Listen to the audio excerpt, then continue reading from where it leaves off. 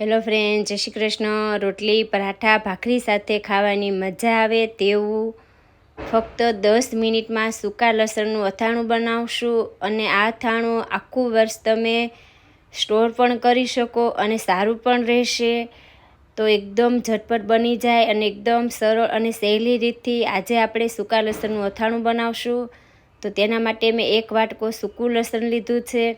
તો આ લસણને એકદમ સરસ ફોલી અને ઉપયોગમાં લેશું. તો જો મોટી કળી છે એને આ રીતે મેં ચપ્પુ વડે 2 ભાગમાં અથવા 3 ભાગમાં આપણે કટ કરી લેશું. વધારે પડતું મોટું હોય તો 4 ભાગમાં પણ કટ કરી લેવાનું. તો આ રીતે મેં મોટા લસણને 2 અથવા 3 ભાગમાં કટ કર્યું છે.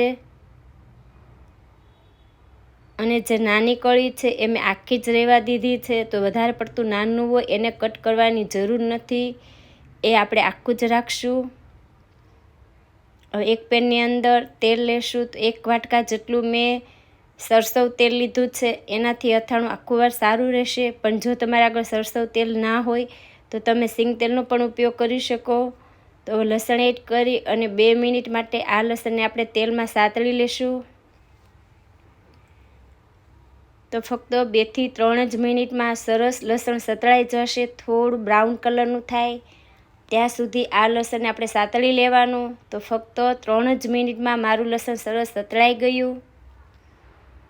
આ રીતે થોડું બ્રાઉન કલરનું થાય એટલે આપણે ગેસની ફ્લેમ બંધ કરી દેશું અને લસણને પેનમાં જ રહેવા દેશું.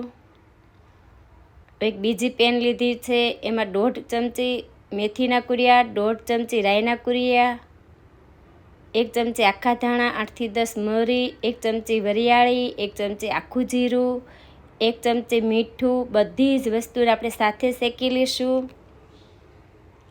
તો આ બધા જ મસાલા થોડા બ્રાઉન કલરના થાય ત્યાં સુધી આપણે શેકી લેવાના છે. એકદમ સરસ સુગંધ પણ આવશે શેકાશે એટલે. શેકાયેલા મસાલા થોડા ઠંડા થાય એટલે મિક્સર જારમાં લઈ અને અધકચરા પીસી લેશું.